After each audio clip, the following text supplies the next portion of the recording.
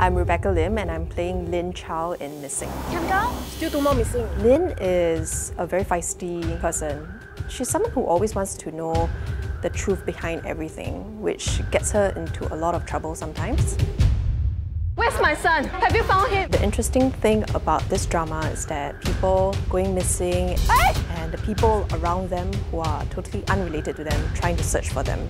My character also deals with the loss or the disappearance of her dad, and which is why she feels so much for people who go missing, because she knows how it's like to lose someone that you love. Have you seen my son? Actually, the main storyline about the two boys going missing, I think it's a story that a lot of Singaporeans will be very familiar with. But one of the stories that really impacted me in a way was about this guy whose cat went missing.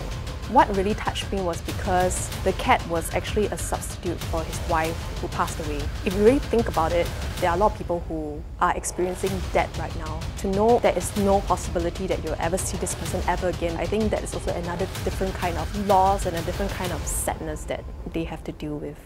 Have you ever lost someone close to you? Have you?